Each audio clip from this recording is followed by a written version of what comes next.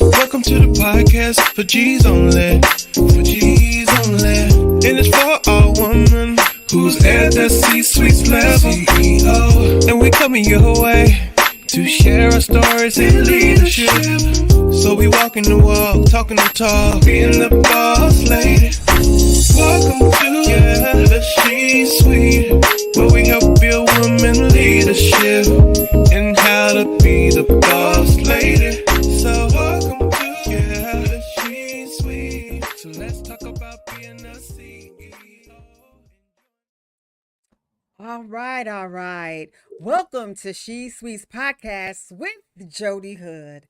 It's a place where women of color and C-suite executives share and compare unfiltered realities women face that our male counterparts will never face. We laugh, we cry, we survive, and we thrive. On today's episode, we'll be talking about popping under pressure. And I am so elated to have our guest today, who is an executive leadership coach, and her name is Joia Jefferson Nuri. And she is a forerunner and a trailblazer in the field of women leadership. She was the first African American woman tech director for CBS. And she's also the very first creator of a podcast dedicated exclusively to women of color. Welcome. How are you today? I'm fine, but I want to say that I'm hosting the first podcast dedicated to women of color in the executive suite. There have been more forerunners before us, but for the leadership targeted just at women who either are seeking that role or are already sitting there. Thank you for that clarity. And that is really important, especially since this podcast is dedicated for women in the C-suite. And welcome to the club. The more the merrier. We need these voices. Yes, we do. Alrighty, so last month was a somber month for the community of She Suites. A Black woman, HBCU leader, vice president of student affairs at Lincoln University in Missouri, died by suicide. Now, it was reported that Dr. Bailey took her own life after being harassed and bullied by the president of that university, who just happened to be a white male. Now, it's a known fact that C suite women suffer many hardships in this male dominated workplace. And those hardships are multiplied for Black women and women of color in that same space. So, Joya, could you speak to us a little bit about the additional pressures that women of color in leadership face at the C suite level? I first want to send my heart to Dr. Bailey and her transition. It is tragic that a woman with her talent and skills would need to end her existence here on earth. I'm very sorry that she didn't have a support system around her that understood this and could nurture her in her unique position, because it really is a unique position to be an African descendant woman at the top of the ladder in any corporation, whether that's university or corporate America or in an association. You are in rarefied air in that position. And you have the pressure of racism, misogyny, the stereotypes about your sexuality, the Yes. stereotypes about your ability to learn, the misnomer that we only get ahead from affirmative action, that we don't have talent, that white people granted us these jobs from affirmative Absolutely. action. So you have all of that is sometimes unconscious bias, sometimes very conscious bias, because the mission is to prove that racism is right. For sure. And so they add additional pressure on you or make you do things your predecessor could not accomplish, but now you have the job. I mean, we talk about the sister who took over Walmart and left because what they did was give her a failing ship, a sinking Yes. ship, Mhm. and then said, here, plug the holes and fix it when the 400 white men ahead of her could not do it. I'm not saying that Walmart is not a profitable company, but it obviously has some internal stuff that needed to be fixed. And I gave the job to a Black woman because, we wear this cape. Mm-hmm. We have this SB, super B on our chest. Right, with the And, SB. yeah, right, SB on our chest. And that if we can't fix it, then the entire race is a failure. Mm-hmm. And so we have this additional pressure from all of those things. But in the prefrontal lobe of our brains, right in here, Yes. it's the last place of the brain to develop as you're growing up. And it is the place of judgment and comparison. Mm-hmm. And it's commonly called the inner critic. The inner Some people critic. call it the saboteur. Some Mm-hmm. people call it whatever. But in the years that I've been coaching, I like the word inner critic. Because inner critic, or how my colleagues call it, the inner critic, or the chatter, the destructive chatter. Mm-hmm. The inner critic is there to compare everything to everything, and it is never there to lift you. It is to compare you to your past failures. It predicts future failures. It takes everything anybody says to you. If Mm-hmm. somebody says, "Oh, I love you in that blue sweater, but you would look better in green," all you're going to hear is would look better in And green. green, right. Yeah, you do not hear you look lovely in that blue sweater. You'd only hear the part that diminishes you. So you I'm ask guilty of that, Joya. I really am. I am. every human being on the globe is guilty of it. Okay. Between the ages of 6 and 13, your inner critic develops. And I want to go back just for a second to Dr. Bailey. Yes. So you add all of the things we can see Mm-hmm. that would cause her to commit suicide, but we have no idea how brutal her inner critic might have been. Yes. And He I'm might have glad been you are. battling that white guy. Yeah. Mm-hmm. And in addition, an inner critic that says, he's right, he's right, he's right, he's right, he's right, he's right. Nobody in your family has ever done this. Why are you here? Who are you? You're some uppity Negro. Who are you? Yeah. And you're a woman, and maybe you're not that pretty, and maybe you're not that smart. And, Sally had better grades than you. And Mm-hmm. why did you wear that dress today? Right. Constantly telling you what you're not. And then you Joya. all the other things. Yeah, Yes, Miss I Jodi. have a question. Is that similar or is that the same thing as what I've heard referred to as the imposter syndrome? Is that The imposter similar? syndrome is different. Okay. The imposter syndrome is a result of your inner critic. Mm. It's a result. It is not a thing in of itself. It's created by your inner critic. So your inner critic is constantly telling you, you cannot be the dean of this. You can't be the vice president of this. So you walk around thinking you're an imposter because you're not qualified to be there. You're not smart enough to be there. Your strategic plan will never work when there is, more than likely, no evidence that that's true. Correct. No evidence that true. And I'm sorry that Dr. Bailey didn't have these two questions to ask that voice. And what And are one those two is, questions? Mm-hmm. is that true? Okay. And the next question will be, well, if it is true, is that the only truth? So maybe the strategic plan I created is not going to work. Maybe I should go back and look at that. But the fact that it's going to fail just because is never true. Never true. It's not true of an athlete. It's not true of an educator. It's not true of you or me. Never It's not true. never true. Because today you can just Google the answer. Okay. You can just go With back. AI for sure. Yeah, right now, AI it, you can do it. You can find the answer. And so there's three key things to your working with the inner critic. Mhm. One, recognize when she's talking. A lot of times we move on the energy of her talk, not thinking about what she's saying or if she's saying it. So this is what I tell my clients. Mhm. She's talking when you don't feel invincible. Interesting. When you don't feel like I can do that, of course I can do that. That's just going to talk. I need to pull in, get my little kitchen cabinet of friends and advisors, but I can do that. I can do that. If you don't feel invincible, she's talking, which means that more than likely she's talking 99% of the time. So you Whoa. have to become aware of when you don't feel invincible, when fear is guiding you, when doubt is guiding you. You have to become aware of that. And when you are aware of it, you have to ask the questions. Is that true? Mm-hmm. Like, that's a really ugly dress you're wearing today. Is that really true? It's not Right. really true. No, I it's bought not it. really true. Yeah. Right. It's appropriate to the venue that I'm Uh-huh. going to. It's, it looks good on my body. I bought it. Mm-hmm. And why I'm second guessing it after it's on a credit card is foolishness. Okay. Especially after it's on the credit card. Really, after you've already put it on a credit card, you bought it, you loved it, and today your inner critic is making you feel bad about everything. So is that true? No, it's not true.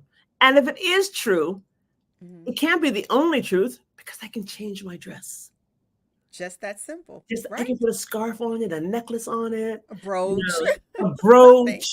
Okay, I can do something else, but I can't make that decision while the inner critic is talking. You can't comb your hair while the inner critic is talking Mm-hmm. because she's constantly going to say, Joya, why did you wear that color lipstick? You have so many colors of lipstick. Well, damn it, today I wanted to wear this color lipstick. Inner Right. critic, so you're going to quiet her with conversation or you're going Mm-hmm. to have an imaginary baseball bat and you're going to beat her down. Yeah. Yeah. Mm-hmm. Yes. So, All right. yeah. Such an interesting concept. The brutal inner critic. Now, She's why do you always brutal. characterize her as brutal? Because your inner critic doesn't tend to say, the only places I have found that your inner critic is good when she says, you should put on another layer of deodorant. Now we may listen to her then. Are you sure you brushed your teeth? Okay. Okay. Is this Yeah. outfit appropriate for this event? Uh-huh. You want to wear jeans and a t-shirt to present to the board of directors. Mm-hmm. You might do it. Yeah. You might not be the president of that organization next go round. Okay. I But doubt it seriously, you but know, but the brutality is this. Something happens to you between the ages of 6 and 13, mm-hmm. generally it's 6 to 12, that shook your faith in humanity and shook your faith in yourself. It could be something as simple as your grandmother constantly telling you, know your place. So as you're moving up the ladder in life, you're Mm-hmm. hearing your grandmother. Know And that your creates place. an inner critic about being uppity, about being out of your place, about being a know it all. That creates it. Your grandmother didn't mean anything. Your Black grandmother was saying, know your place to protect you from getting killed out here in racist Exactly. America. Mm-hmm. Okay. Mm-hmm. And so it's not, it's a lot of times the inner critic is caused by inadvertent things. I Mm-hmm. had a brutal aunt who constantly complained about me. I mean, when I was 4, 5, 6 years old, Okay. my mother would take me to the hairdressers and get my hair done every week. My mother would comb my hair before going to school. When I came home after school, my mother would comb my hair and change me into play clothes. Mm-hmm. Okay. My mother was the type of woman of the 50s and the 60s who went out with a handbag and gloves. Okay. Got That's it. my Mm-hmm. mother. Okay. Her Okay. sister Yes. wasn't that woman. Okay. Mm-hmm. And her sister um, decided to take out this on me. She just, so even today, like I love Yeah. my haircut. I am Mm-hmm. so self-conscious about my hair. This stuff happened 4 million years ago. But Oh what my she gosh. did was give me body image problems that I had Mm-hmm. to fight my entire life until I had a coach who Mm-hmm. 30 years ago taught me about the inner critic Isn't that and something? taught me all of those lies. And those people who do those things to you could be jealous, could Mm-hmm. have their own sicknesses. So there could be a little sympathy and love offered to them, but you need to Uh-huh. stop their voice in your head. Yes. This conversation is so rich and so needed, Joya, which is a great segue right into my next question. Mhm. Because you are an executive coach. And Yes, through my research, I found that about 66% of male executives have a coach, while yes. only 6% of women executives have a coach. So, my question to you, why do you think that is? And please tell us exactly what an executive coach does and the benefits of having that human connection. Now, I know I put three questions in one, I got it, but but I okay, got you it. got it. All Thank right. you. I'm going to first answer the middle question. So, Hmm. what an executive coach does. Traditionally, and for most coaches, the coach helps you with your life strategies. The Mm. coach is there, a trained coach, not a mentor, not a therapist. A trained coach is there to ask a series of powerful questions to get you unhooked from someplace where you're stuck. The coach is not there to give their opinion. The coach is not there to answer your questions with, well, this is what I think you ought to do. That's a Hmm. consultant. That's a mentor. Okay. Okay. A coach is there to bring out of you what's already there that may be dormant in your whole soul and your mind. Hmm. Okay. A good coach is just there to help you focus, come up with a strategy. I work with my clients beyond the inner critic stuff. I work with my clients on building strategies for their corporate life, for their personal life, for their association life, for their education life. Like, Hmm. what do you really want? What's in the way of that happening? What will your future self say to you if you don't do this? What will your future self say if you do this? Hmm. I'm just there to be that person as a coach. 66% of white men in in corporate America, association America, education America have coaches because they fully understand that the level of success they want to reach cannot be done alone. Oh, that's so They important. fully understand It they can't have to be build, done it can't be alone. done alone. Yes. It can't be done alone. And you add to that for Black women, we are very often the first person in our families to have achieved at this level. Very So it's often. not like you can Yes. turn to daddy, okay, or your sisters and brothers for your advice. And now millions of families can. But still, even for me as a coach, I can't coach a family member. There has Okay. to be a distance. Yes. Ethically, I can't coach a family member. Like a Hmm. surgeon can't do surgery on a family member. There Hmm. has to be an Correct. emotional distance Hmm. for me to work with you. So 66% of white men who have coaches understand you can't do this alone. 66% of that says you have to get a certified coach, not just somebody with great advice. Because Mm. great advice Certified. only comes, Yes. cer- great advice only comes from my body of knowledge, not training and experience. So Okay. that would make me a mentor. Right. So the last question is, why don't Black women do this? One, we believe we're supposed to do everything alone. Two, we think to ask our companies, our associations, our education institutions for professional development money would make them believe we can't do our jobs. When the white Mm. men have no problem with going after that professional development money to get to make them better, they recognize this is the leg up. This isn't an admission of failure. Yes. So, with that being said, Joya, this just about brings our podcast to a close. I really hate to let you go, but could you please tell our listeners where they could find you if they would like to have an executive coach, or if there are other unanswered questions or questions that I didn't answer that you could answer for them. So, where can we find you? And please, please tell us a little bit about your podcast. Okay. Let me tell you about my podcast first, and then I'll tell you how you can find me. Okay. Okay. My podcast is called Unshackled Leadership, a Lantern for Black Women.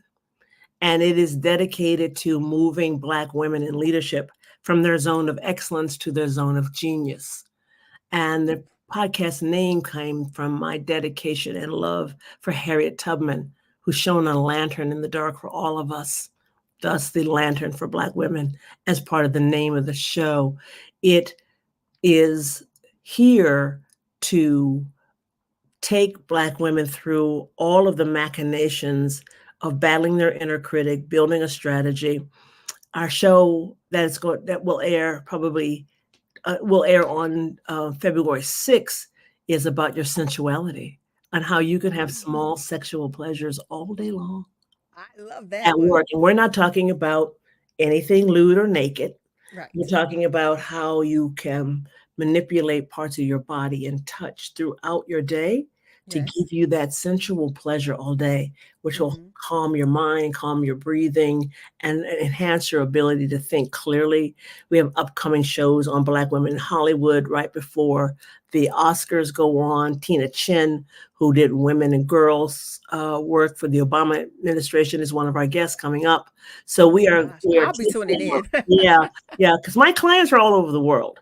My clients are women of color in India, Brazil, England, Thailand, and the United States. So when I say women of color, it's women. I am a coach for women of color.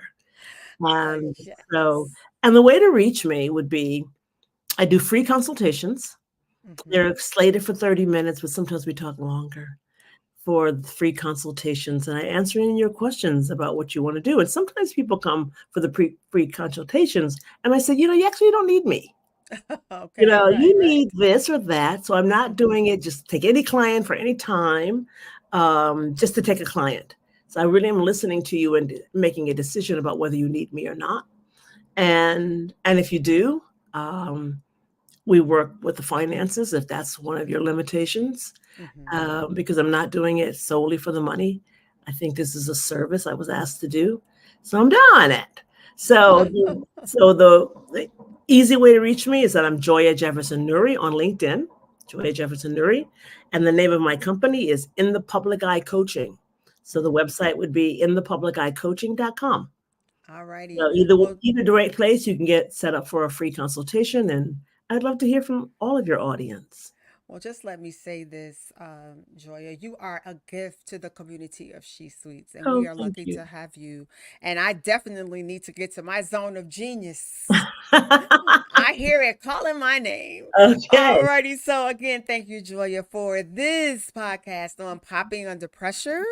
Okay. And for my listeners, I'd like you to do me a huge favor. Would Yes. you please go to Facebook and like me and connect with me on LinkedIn or subscribe to my YouTube channel, and that's Jodi Hood. So until next time, see sweeters, keep walking the walk and talking the talk, and see sweets, the she sweets are coming at you.